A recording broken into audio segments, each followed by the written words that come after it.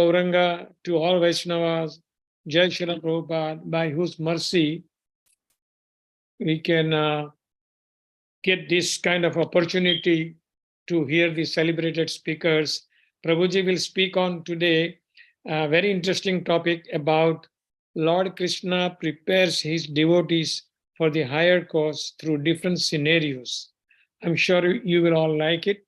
With this, I will request Sugandharaj Prabhuji to give Prabhu's brief introduction. Then Prabhuji can begin his session. Thank you.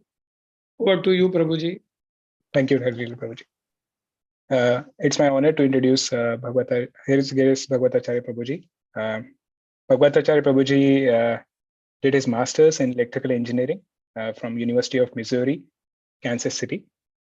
Prabhuji came in touch with devotees while doing his master's, but started following seriously after moving in to Ann Arbor, Michigan, on a job in 2012 and meeting the devotees here, especially after meeting His Grace Yugal Kishore Prabhuji and learning about Prabhuji's Guru Maharaj, His Holiness Radhanath Swami Maharaj.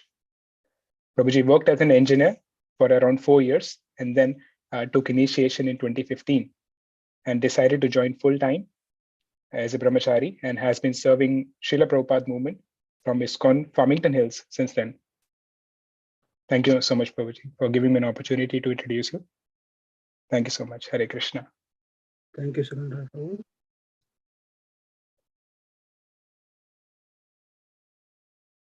Yes, Hare Krishna. Can you all hear me? Yes, Prabhuji. Okay.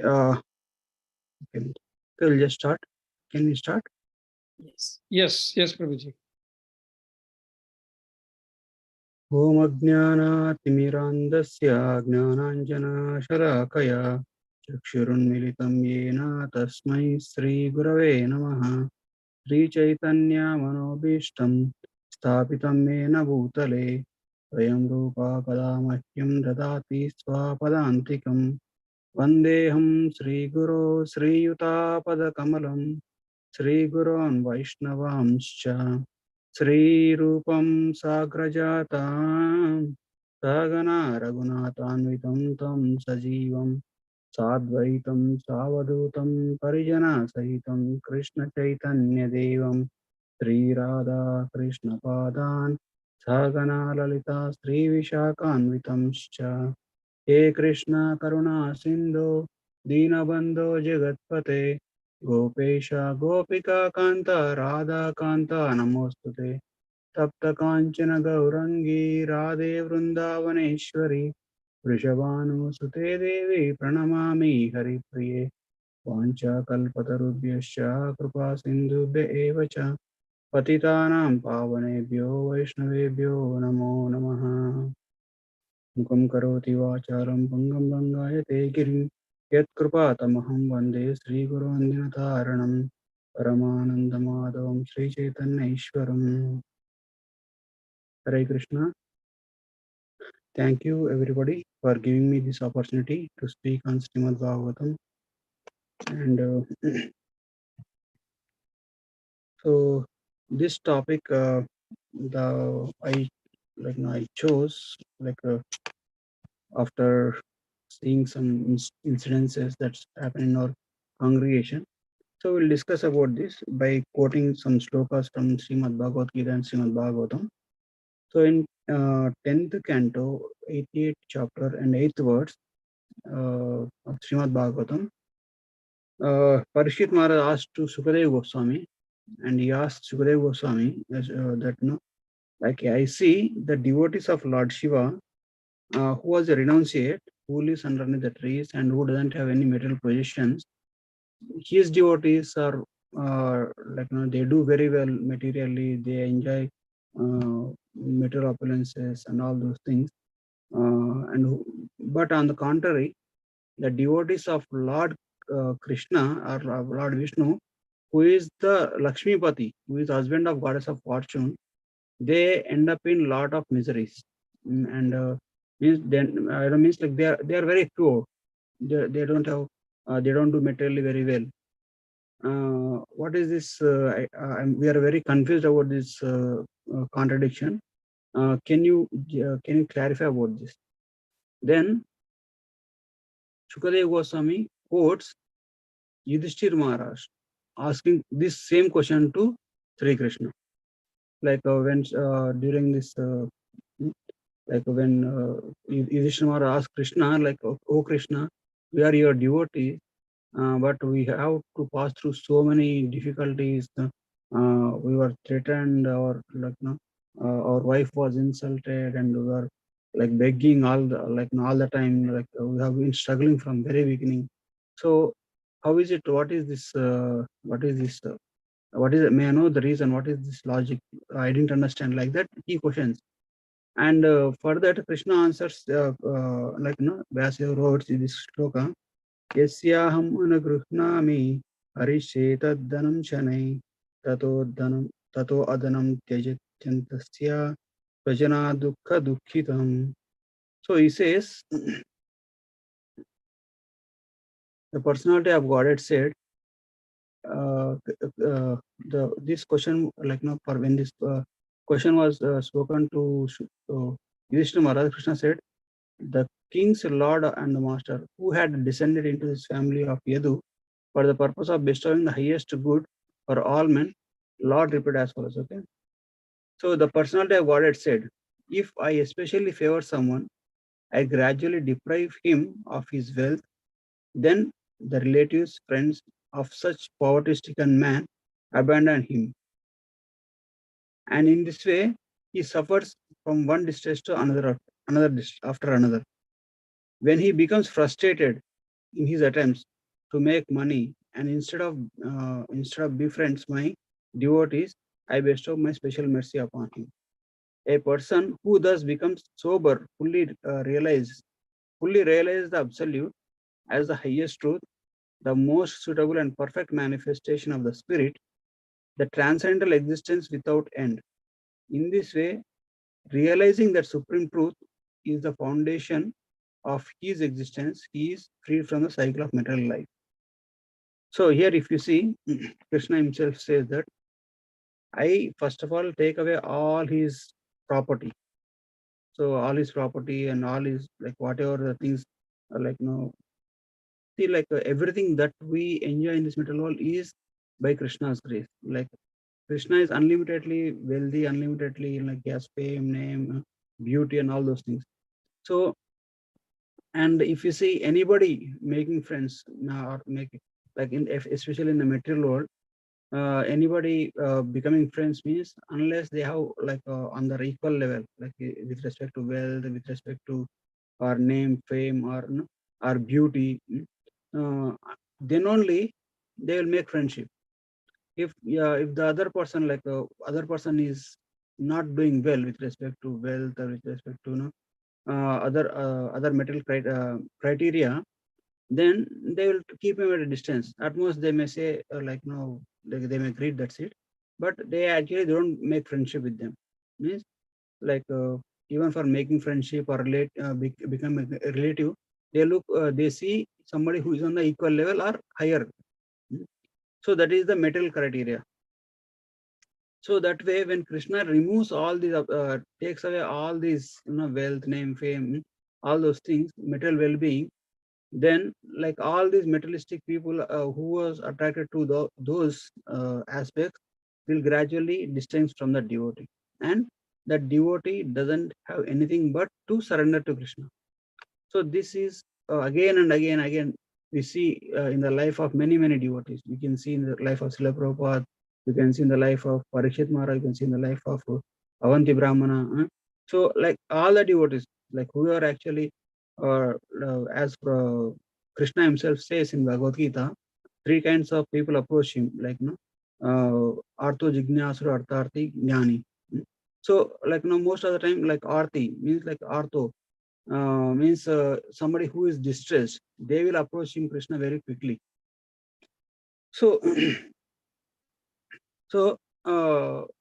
then after that, then the devotee will leave up his materialistic association and comes to the association of devotees, and he becomes friends with the devotees. When he comes friends with the devotees, and he realizes that Krishna consciousness is everything that is has to be achieved in the in this material world, in the human form of life, then Krishna will give the protection. How Krishna will give protection? Krishna says that in Bhagavad Gita. Says that Ananya Chinta Yanto Mam Yejana Paryupasate Desham Nitya Vijuktanam Yoga Kshemam Vahamyaham. So for those who worship me, who worship regularly, and who have taken shelter of me, I will protect them. I will protect what they have and carry what they lack. That's what Krishna says. So this Krishna says after explaining about the worship of different demigods in Bhagavad Gita, like if a person worship other god other than Krishna, they will go to their planet and again they will fall back. Means Krishna always tries to give his devotees something which is everlasting, something which is permanent. So for that, the devotees has to realize that this materialistic life is not all and all, and the Krishna consciousness are um, going back to Godhead, and being Krishna consciousness is the ultimate benediction, ultimate good that you are going to achieve in this human form of life. So if you see, like now after like now why I chose this topic is like in our congregation we saw like in the last 2 months two great nice devotees, both of them are Matajis. They were now like due to very severe health issues, they passed away. And the consciousness their family members maintained was really astonishing to me. Like how come like because see the both Matajis are in their late 30s or early 40s, and their children are like like 5 and 8 or below 10 years, and so and the consciousness the form that those family members maintaining is very high. Means like they're actually coming, they are actually preaching the devotees who are coming to console them.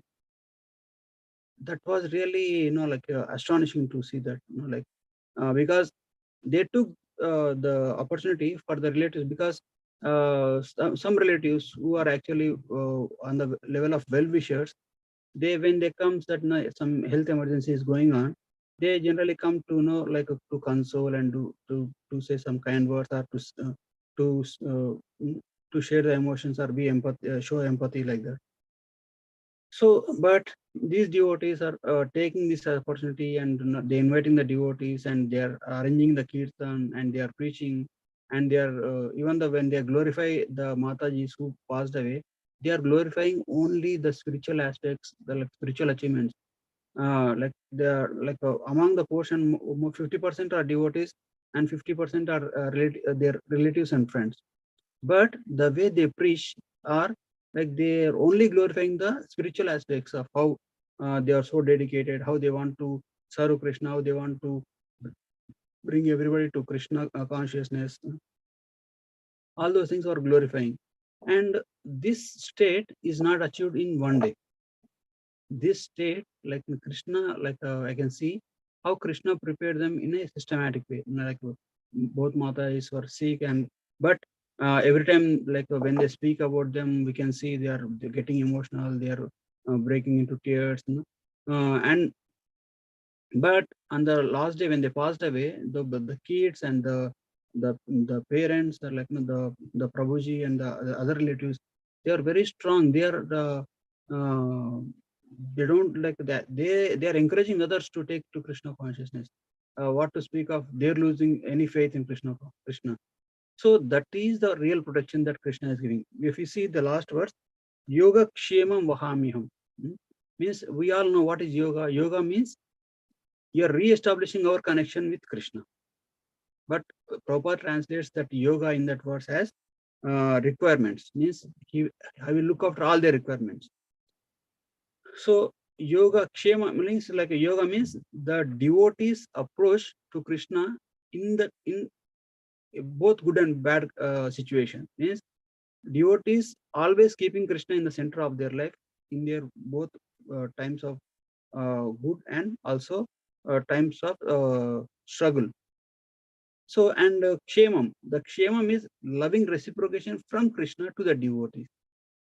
So that's how, like, this happens by like giving the knowledge, right? By taking proper association, by having proper knowledge, by so much so that they develop proper consciousness. Mm. So, like, we'll go through some characters of Srimad Bhagavatam, who actually exemplified this this aspect, how Krishna protected them. Like, even some reversals came, how Krishna protected them from scriptures like Ramayana, Mahabharata, and other exemplary things. Okay, so first we'll go with the Srimad Bhagavatam. Okay, in Srimad Bhagavatam, if you see the life of Parikshit Maharaj was like, when he was in the womb of his mother Uttara, he was attacked by the Brahmastra by Ashwatthama. So, but Krishna protects him from Brahmastra. If you see, the only weapon that cannot be contracted is Brahmastra. Means it's like somebody throw a Brahmastra at one, like somebody some other opposite party, then there is no remedy, but the other person should actually contract with another Brahmastra. But here in this case, Ashwadama has already thrown that Brahmastra towards the womb of Uttara, like, who was the last descendant of Pandavas. So now, and it is too late, and because that Brahmastra is already started acting in the womb, and Arjuna, like in the previously, Ashwadama tried to use the Brahmastra against Arjuna, but Arjuna actually contracted him with another Brahmastra. But in the case, he redirected that same Brahmastra to the womb of Uttara. So now, like, Krishna, how does, like, only person who can protect, who can contract Brahmastra is Krishna himself. Though, so then Uttara, when in the presence of all the relatives, even Pandavas and everybody, he directly goes to Krishna and says, Krishna Mahavo, and then he offers prayers and then begs forgiveness, begs protection for the child in her womb. Means, like, she takes full shelter of Krishna, and then Krishna smiles, and then he enters into the womb of Uttara. Means he expands and enters into the womb of Uttara, and then he contracts the Brahmastra. And then during that time, like, Parikshit Maharaj's body was a little bit burnt off. Actually, it is said that Parikshit Maharaj's body was totally destroyed, but still Parikshit Maharaj tolerated that pain and then still didn't leave the body. So Krishna protected, like, restored his body, and then he gave him the new life in the womb. And then after that birth of Parikshit Maharaj, we all know that how the name Parikshit came to his, because Parikshit Maharaj sees Krishna in the womb of Uttara, and he says, who is this great personality who is coming to protect me? And he was very much attracted to that personality. He was very much attracted to Krishna, form of Krishna. So when he comes out of womb of Krishna, like when he takes birth, he was given the name Vishnu Rata, the name given by Yudhishthira Maharaj to Parikshit Maharaj. So Vishnu Rata means somebody protected by the Vishnu. But this Parikshit Maharaj, whenever he sees somebody, he actually used to examine that person. You see the person whom I saw in the womb of my mother. Whenever any new person comes, he used to examine very closely. So that's how he got the name Parikshit. So, but now when Parikshit Maharaj grew up and when he was doing successful when he is in his prime youth, he was cursed by a very, very, very insignificant mistake of putting a snake in the neck of a sage, Samik Rishi. Now, but like, now one thing clear is, everything happens by the will of Krishna. Not even a blade of grass moves without the sanction of Krishna. So the devotees always remember them. So by remembering this, when some very pleasing situations comes, they will be grateful. Like if some benedictions come upon them, they will be grateful and they'll worship Krishna. And they say, Krishna, I don't have any qualification, but still you are giving me so much blessings. And then that way they will be grateful. But if some calamity comes in their life, then they will automatically they take shelter of Krishna. They become fully surrendered to Krishna and they take shelter of Krishna's lotus feet. So in the same way, like when Parikshit Maharaj was doing well, he was devoted to Krishna. He was always hearing about Krishna. But when this calamity came in his life, he immediately renounced his kingdom. He made his son Janmeja as the emperor, and then he went on the banks of river Ganges and sat to hear Srimad Bhagavatam. And by hearing Srimad Bhagavatam within 7 days, he perfected his life and went back to Godhead. So that is the perfection that Krishna wants everyone of us to achieve. Means not only like Krishna, when he takes off yoga kshemam, when he says yoga kshemam, he doesn't only take care of material aspects, but he also concerned about your spiritual advancement. When Krishna thinks that any material opulence is going to be an obstruction, or it is going to be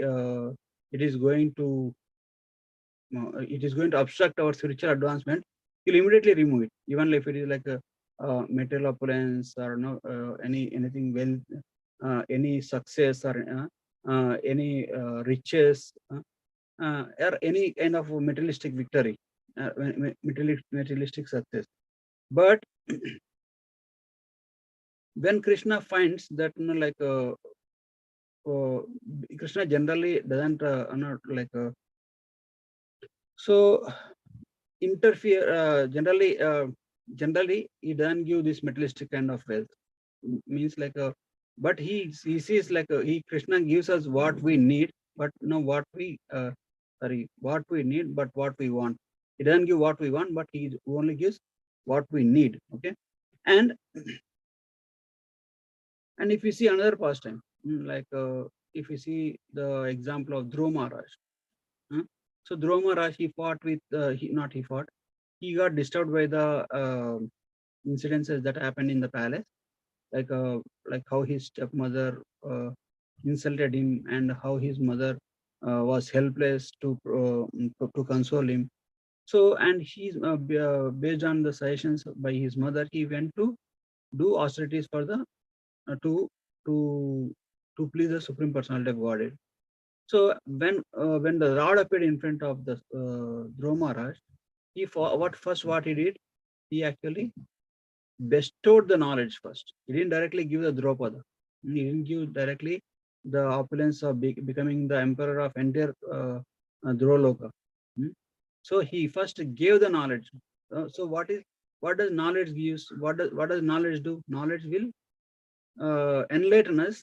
Spiritual knowledge will enlighten us. What is permanent? What is impermanent? What is where to take shelter, and like that. So initially Dhruva Maharaj came to seek a kingdom greater than his father. So his father was king of entire earthly planet. So, and if he want to a kingdom greater than his father, means he has to go above, he has to have this kingdom more than the earthly planet. So Krishna, when he appeared in front of Dhruva Maharaj, even though he was 5 years old, he didn't ask Dhruva Maharaj, "Oh, okay, what do you want to ask me?" like that. He says, "I know what you want." So, okay, then he explained everything and then gave the benediction, what he asked for. So, but before giving this material opulence, he enlightened him. He gave the knowledge. He gave the knowledge because when Lord appeared in front of Dhruva Maharaj was not able to speak at all. Out of happiness, out of excitement, he was not able to speak. But Lord only gave this knowledge by touching his conch shell to the head of Dhruva Maharaj. As soon as Lord touches the head of Dhruva Maharaj with his conch shell, he imparted all the Vedic conclusions in the heart of Dhruva Maharaj. And Dhruva Maharaj, the prayers of Dhruva Maharaj are one of the most very difficult prayers, and especially if you see the prayers by we see prayers by demigods, prayers by Brahmaji, prayers by different devotees, prayers by Kunti Maharani, all those things are there. But Dhruva Maharaj's prayers are very tough, very toughest prayer. Means like in terms of shlokas, in terms of like you see in Srimad Bhagavatam, the one thing is you will see the similarity, you will see the style, you will see like okay, this devotee means he'll follow this style like that.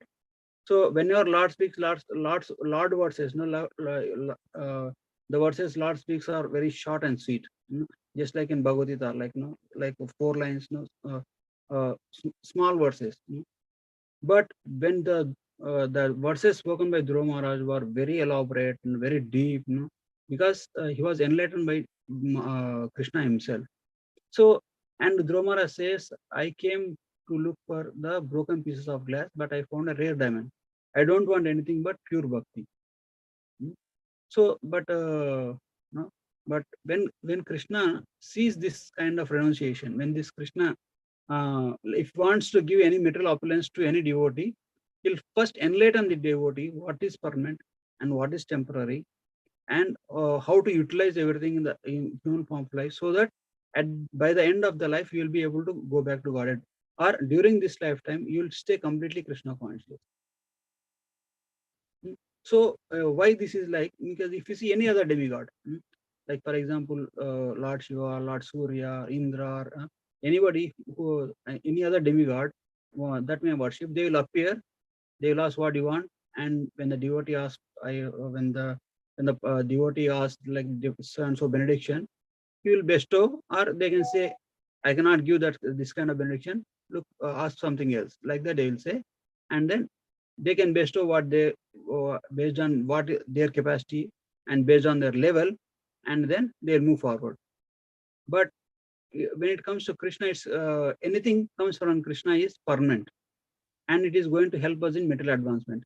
Even the material opulence that are coming with the grace of Krishna, material opulence of family, or opulence of wealth, material opulence of name, fame, anything which is coming from Krishna, will help us to progress spiritually. Will help us to achieve the purpose of human form of life, and help us go forward. And so that way Krishna prepares first. Like if you see the even like the life of Pandavas, Pandavas, right? Like they took birth. When they took birth, they were actually in the forest itself. Like Pandu Maharaj was actually doing going on outer excursion, because after he got the curse, he decided to stay in the forest only. Like how he got the curse? Like he actually, when a sage was actually took in the form of a deer, and he was uniting with his wife, Pandu Maharaj actually killed the deer, male deer, and that say thinking that he's a deer, but actually that was a sage, and that sage actually cursed him that no, if you unite with your wife, you'll die. So means like Pandu Maharaj thought, if I stay in the materialistic opulences, means if you unite with anyone's wife, anybody, I will die.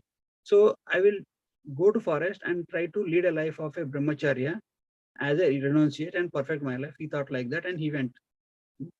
And he was very much worried about I cannot perfect my life without kids, because in the Vedic culture it is said that a grostha should have kids. Uh, then uh, then Kunti Maharani says to Pandu Maharaj that she has a benediction from Durvasa Muni that she can get any child from any demigod.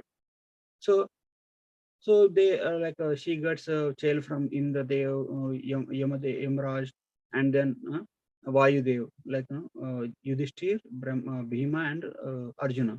And then Kunti Maharani and Madri also gets 2 other children, like Nakula and Sahadev. And that way, they were actually raised. At that time, Pandu Maharaj was living in the forest. So that were all the Pandavas, they raised in the devotee congregation, like with the sages and all. And Kunti Maharani, being the greatest devotee of Krishna, she was very very particular about how to raise kids, not to develop this any kind of arrogance in them. So that's why if you see the character of Pandavas right from the day one, like after they grew up a little bit in the forest, unfortunately Pandu Maharaj passes away, and then they come back to kingdom. But after they came back here with the Kauravas, they had a lot of problems. and then they were again an attempt was made to kill all the Pandavas. So the Pandavas escaped that attempt to that murder attempt by the Kauravas, and then goes to the forest, and then they gets married to Draupadi, and they officially becomes a recognized. They have become officially gets connected to a royal family. So that's how even that time also, even in the when they have to go to no when they in the later when they become successful, when they were cheated by the Duryodhana in the gambling match, that time also they have to go, they went to forest. They went to forest, they have to stay in the forest for 13 years. So that time also they were able to they were well prepared. They were well prepared, and they get this Akshaya Patra from Suryadev, and that's how they were able to maintain themselves, and were able to serve other devotees who comes to them. So like that, the Krishna protects them like that's why if you see the Pandavas, they were completely in preparation only, right from the early age, and then after growing up, and after going to Vanavas also, they were in the association of many saintly personalities only. And after they finished this Vanavas, after they finished their exile time, when the battle of Kurukshetra happened, and Krishna decides to make Yudhishthira Maharaj emperor of the world and re-establish Dharma. It happens, and then Yudhishthira Maharaj was made the emperor of the whole world, but still Yudhishthira Maharaj didn't actually get attached to the kingdom, the emperorhood that he had. So as soon as he learns that Krishna is he went back to Godhead, he immediately prepared himself to leave the kingdom. Means anything that is materialistic, Krishna will give this knowledge and experiences first, and then prepares and gives us proper knowledge and proper experience, so that Yudhishthira Maharaj had this ability to renounce the kingdom, which he actually desired for so much. Actually, if you see, Yudhishthira Maharaj only ruled for 30 years. After 30 years, he immediately made Parikshit Maharaj as the king. He gave the responsibilities of the kingdom to Parikshit Maharaj, and they all Pandavas went to the forest, and they ultimately went back to Godhead. Even if you see, all the great devotees, this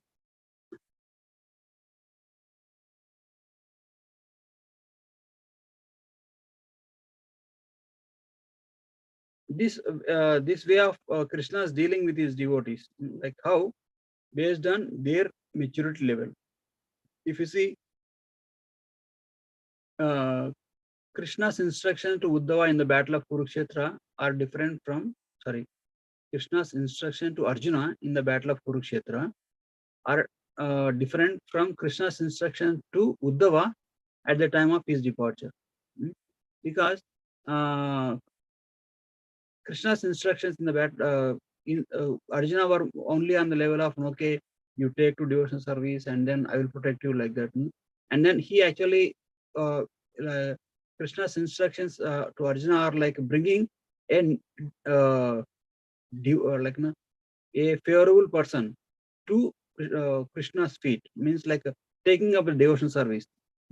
But when it comes to Uddhava is the instructions to Uddhava are very mature. He explains about 24 gurus and all those things. So why Krishna is trying to prepare Uddhava? Even like if you see in the case of Uddhava also, I hope I'm not too much of. You're able to follow, right, Hare Krishna? Yes, Prabhuji. So Uddhava from the beginning of childhood, he had the personal association of Krishna, and he was the greatest devotee in Dwaraka, and he was. But Krishna wanted Uddhava to advance more, because if you see the process of devotion service, there is no limit to it. So we have to go from one level to another level to another level. It is said now, our Govind Prabhu says, one has to expand the horizon of the regulative principles. So for a person who in the beginning comes to temple or ISKCON temple or any or Krishna shelter, for him first thing is like just to come to regularly to regularly come and take the association of the devotees. After taking association for some time, then he has to advance further, then come and follow the four regulative principles. And following four regulative principles, still further advancement is commitment to chanting holy name of Krishna, fixed number of rounds every day, like that. And then further advancement means like taking initiation, commitment means you cannot miss, like that taking the means from being a regulated principle to again further advancement is like when the person takes the oath as regulated principles, no meat eating, no gambling, no illicit sex, no intoxication. So these are very basic, means in the gross level they means what they mean. But when it as we advance, no meat eating means not only the physical body but also no hurting others, no speaking harsh to others, means following the Vaishnava etiquettes with great attention, all those things. And no gambling means like we have to not only the physical wealth but also even the subtle things, like somebody does some service or glorification, anything. So as we advance on our spiritual life, the horizon of our principles, the etiquettes will also expand. So if you see like examples also, the devotees who actually they are in Bhagavatam, there are some examples. Sometimes some devotee like if you take the devotees in the example of Indra is also devotee of Krishna. He does some mistake. He actually tries to destroy entire Gokul and Vrindavan. He tried to destroy entire Vrindavan with the rain, because the Brajavasis didn't offer him the puja. At that point of time, Krishna actually taught him a lesson. He didn't even punish him. But when Brahmaji got bewildered, Brahmaji wanted to test Krishna. At that point of time, Krishna actually, he personally expanded himself and he actually taught Brahmaji a lesson.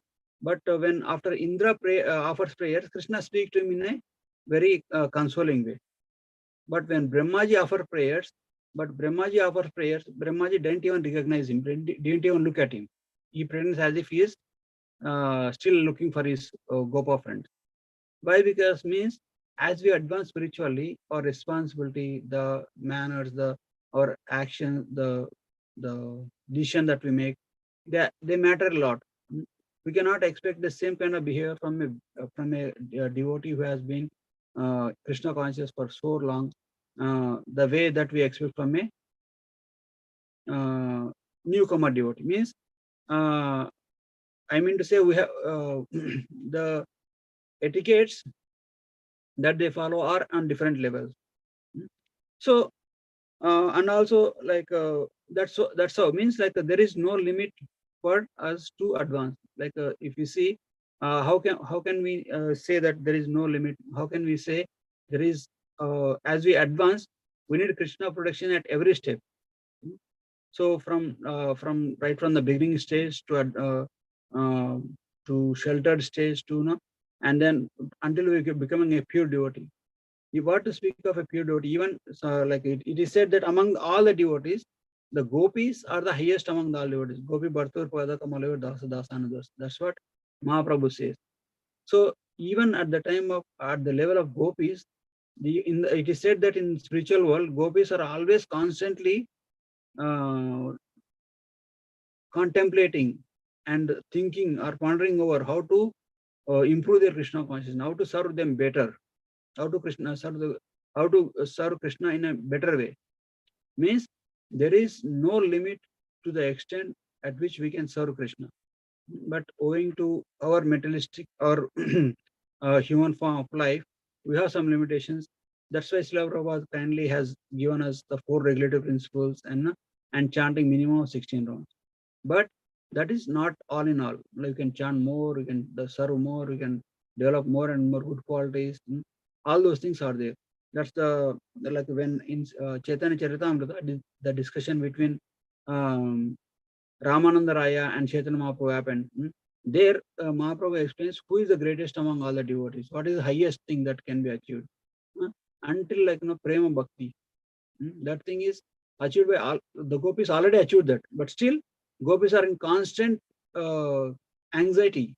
Like Mother Yashoda, Srimati Radharani, all the gopis, Sakis, they are in constant anxiety how to serve Krishna better and better. So when we have that mood, when we have always think that I have to go a long way.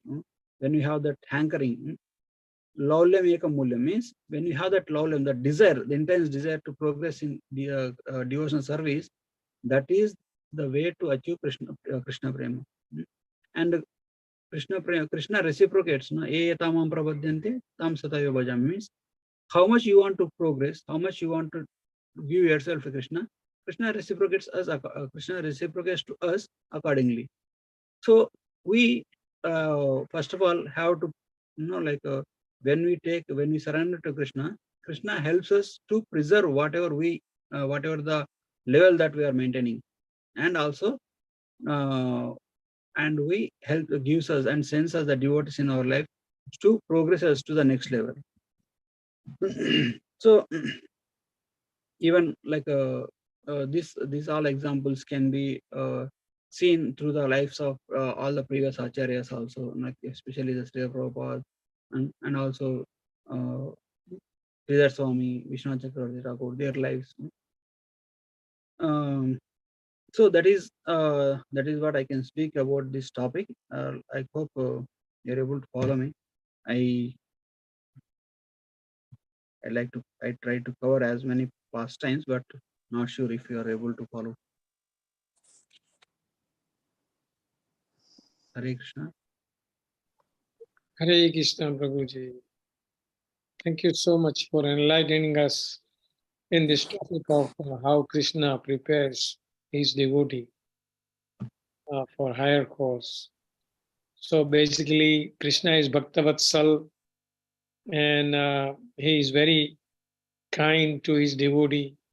And through examples of Srimad Bhagavatam and Bhagavad Gita, we have explained very nicely regarding, according to the time, place, and circumstances, how Krishna helps his devotees in so many ways.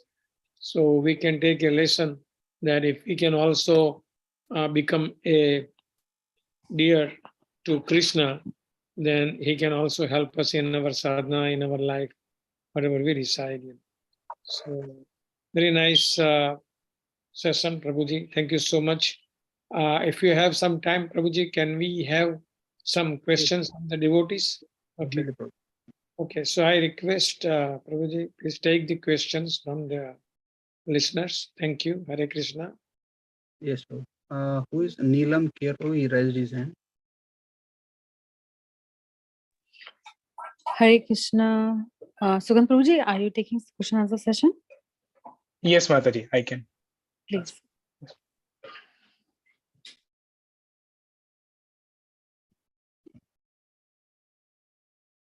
Mataji, you can unmute. Hare Krishna, Prabhuji. Please Hare accept my humble obeisances. Your topic was very, very attractive to me. You made perfect sense. In fact, I feel with the same heading, this can be more elaborated with more of your experience. I would love to hear that. Also, I'm interested to know a little more about the cause which gave you idea to prepare this topic about the 2 devotees who died in very younger age and how their family did. Please shed a little more light on that. Yeah. because Yes, that Mataji. is the seed which That's the has thing. given you such a beautiful topic. And I'm so, so happy. And I would like to hear a little more. Yes, Mataji. Thank you for the question, actually. Feel free to ask any question, anything that you would like to discuss also, any comments also. So thank you, Mataji, for the nice question. So the thing is, both the devotees, they are actually very well connected, and both the Matajis were serving, not both Mataji, one of the Matajis was serving for a few years, and another Mataji was very much favorable, and she became very serious. Basically, one Mataji had some lung issues, and she, even though she had so much health problems, she regularly used to attend our Bhagavatam sessions, and also she used to come whenever any special speaker is there. She used to come with her oxygen bag and sit in the temple hall and listen to the classes. And like every time, her Prabhu used to post in the group in our temple congregation group, please pray for Mataji. She's not doing well, like that. She used to pray, and we saw that message almost like regularly. Means every time she gets some like once in a week or once in 2 weeks. Her health was very much up and down. So, and the devotee, that Prabhu was used to post her and request the devotees to pray for her. And whenever they used to when we invite any like a program, Janmashtami program, and they used to speak about like previously when her health was doing good. Previously, she also went from some health issues, but when their family and kids used to speak, they used to break into tears. They are so they are very much moved. They are very much uh, they are, I mean, like a sensitive moment. But when this incident came, Mataji was bedridden for many months, many weeks, not months, and like. And the devotees and Prabhuji, they served her very well. But when when she when she passed away, like both the Matajis, when they both passed, like one Mataji passed away like 1 month back or 2 months back, and another Mataji passed away like in a weeks back, it's not even 10 days back. So, and the families were not not very much they are very small children. Mataji, not age of their children is not more than 10 years and 10-15 years. Like one child was the 12 years old, I think. So for a for a kid of that age to lose his mother, lose his or her mother, is like can't imagine. Like they have to, they're like the shelter that mother gives in a family is very much. So, but the kids are maintaining good consciousness. They are actually they increase their Krishna consciousness. They actually become more regular to temple. They especially when some reversals came in the life, there is a chance that the devotees might lose hope, like lose faith also. But I was very surprised. When we went for the last ride for the Mataji, they are preaching to others, and they are taking that as an opportunity and preaching to others. So that was really amazed me. And why I chose this topic is how Krishna, like, see, if Mataji or any family member like who was very much attached, who was very much loved by us, passes away, we cannot take it suddenly. But with proper knowledge, with when the Krishna kept that Mata is in such a way that they stayed with the family for few months, and their family members saw their how they are suffering, and how like being in that body, being continuing like that is so much suffering, so much inconvenience for them, and they are mentally preparing that they are going to pass away soon. Like that, they prepared themselves, and also even the Prabhujis also, they were serving like tirelessly, day and night, and working their office and then coming home, and then doing all these things for the family, and also praying, requesting all the devotees to pray. So that's not, they contributed so much. But when Krishna decided to take them back, they were very much okay with that. Means they were able to handle it so well that I never saw anybody in my life till now so handle somebody's departure so nicely. And they were like, no, this Prabhu recently was encouraging everybody, no, don't cry here, because this Mata doesn't like anybody to show sympathy upon her. If you can please chant one holy name of Krishna for her. That's what he's requesting, and he's preaching, and he is, and at the funeral, at the last moment also, he was preaching with full enthusiasm. And it was so inspiring for me. Like, how can somebody who is like so motivated to preach at that moment? That really surprised me. And and I was contemplating on that, and I can see even in Srimad Bhagavatam, all these characters, even the Kunti Maharani, all these great devotees, Parikshit Maharaj, all the devotees, their life, like even like if you take Ramayana, even Ramayana also, like Krishna, like for example, in Ramayana, Ram has to go to forest. That is already designed. So what is the difference between our life and Krishna's life is, our life, not our life, means like especially who is a non-devotee. A non-devotee's life is very much decided by Mahamaya. But when it comes to the life of a devotee or the pastimes of Krishna, they are planned so well by Yogamaya of Krishna. Mahamaya and Yogamaya both are servants of Krishna. So Mahamaya does for the non-devotees, and Yogamaya does for devotees and for Krishna. So Yogamaya brings devotees and Krishna together. And Mahamaya, what she does, she is pushing force, and Yogamaya is pulling force. Like if somebody wants to move in one direction, somebody has to push and somebody has to pull, so that we can move in the right direction.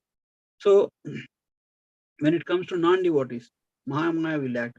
If you see the life of any devotee, like in Mahabharata, if you see the Pandavas, when they were sent to the forest, they actually spend their time in discussing spiritual topics and improving their skills. Arjuna went on collecting great astras. Arjuna went to Indraloka and got some weapons from Indradev, and some weapons from Lord Shiva, and Bhima was able to meet Hanumanji and gain extra strength, and Yudhishthira Maharaj learned some new skills, and also they were constantly able to take the association of the saintly person.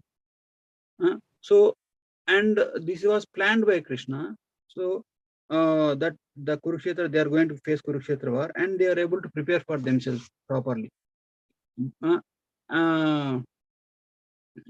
But if you take the life of non-devotees, like Duryodhana and Karna. So Duryodhana, even though he had the kingdom, he was able to rule the kingdom, but he was constantly in anxiety. I don't have the ability to defeat the Pandavas. I have to acquire new skills. I have to make new friends. Like that, entire 14 years, the Pandavas, they are peaceful. They are fully focusing getting new skills like that. But Duryodhana was under stress, and he was like, he in his attempts to in his attempts to insult the Pandavas, he ended up in troubles many times. Like he was when the Pandavas are in the forest, Duryodhana goes to the forest along with his royal campaign, and then sets a camp nearby. And then like he tries to agitate the Pandavas to show off his material opulences. So he was captured by a Gandharva, and he was insulted. So, but and also if you take the life of Karna, Karna, even though he has some good, some positive things about Karna, but still he was towards the non-devotee side. So any for example, take the curse given to Arjuna, like he gets a curse from Urvasi that Arjuna becomes a what do you call that? Eunuch. Eunuch. His curse, he used his curse in a right time so that he will be in disguise very effectively. But when it comes to Karna, his curses came at the time when he is like the curses, even the curses in the life of a devotee were arranged so that they serve the devotee, because the curse by Urvasi served the Arjuna's purpose so that nobody could recognize him. But Karna also got some curses. Karna got curses from Mother Earth. Karna also got curses from Parshuram. All those things, they came into effect in the last moment of Kurukshetra war.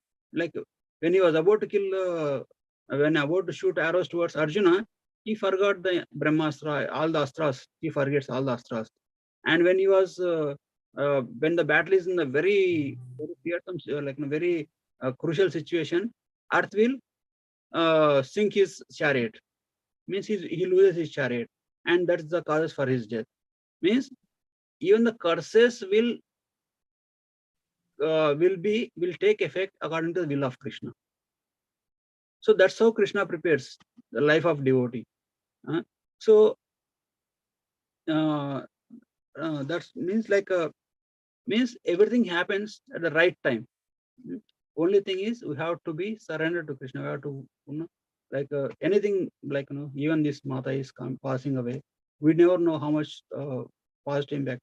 Means anything good or any incident can be good or bad. That can be judged only by the phala. Means like phalena parachete. That's what scriptures say. Means the result of an action can be analyzed by the effect that it creates in future. Means like because of something, some incident happen, it might lead to some different new way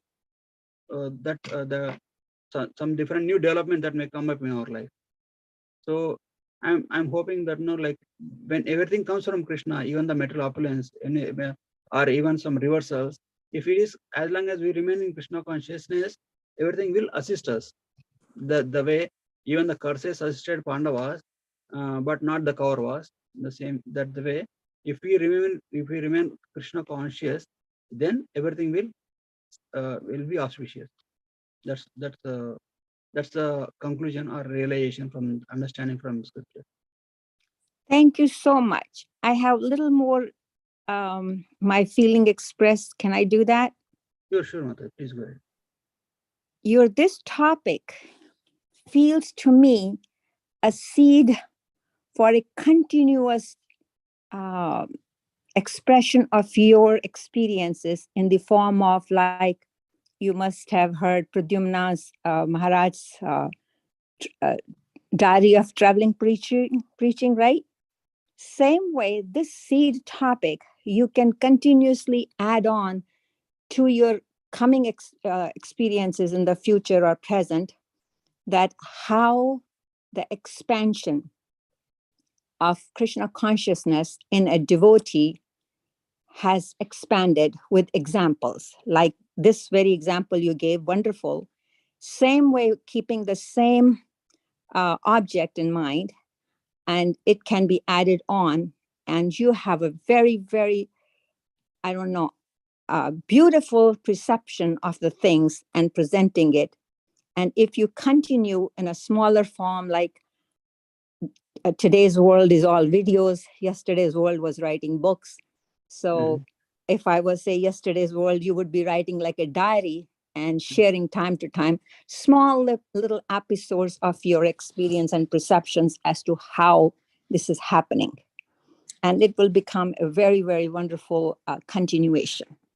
Or you can make little videos or say in that form, but it feels like a very resourceful seed thought, and it can be expanded for time to come and be enjoyed amongst the devotees. Yes, That's all. Thank you very much. Thank you for the suggestion. Anybody have any questions or anything, any comments, anything to say? Please share.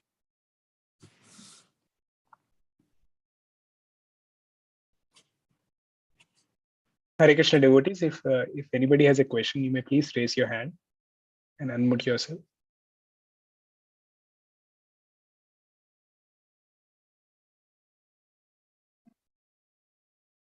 Prabhuji, I do not see any raised hand right now. So if your permission is there, we can conclude today's session, Prabhuji. Thank you all very much for joining. Grandra Srimad Bhagavatam ki jai, Srila Prabhupada ki jai, Ananta Koti Vaishnava Vrinda ki jai. Hare Krishna. Thank Hare you so Krishna. much, Prabhupada Prabhuji ki jai. Prabhuji. Jai, Jai Prabhuji, Jai. Hare Krishna. Vancha. Mancha kalpatarubhascha kripa sindhubheva cha patitanam pavanebhyo vaishnavebhyo namo namaha. Ananta Koti Vaishnava ki jai. Srila Prabhupada ki jai. His great Bhagavatarya Prabhuji ki jai. Jai. Thank you. Thank you. Thank you so much, Prabhuji. Thank you so much, Prabhuji. Hare Krishna, Prabhuji. Hare Bol, Hare Krishna. Seva. Hare Krishna.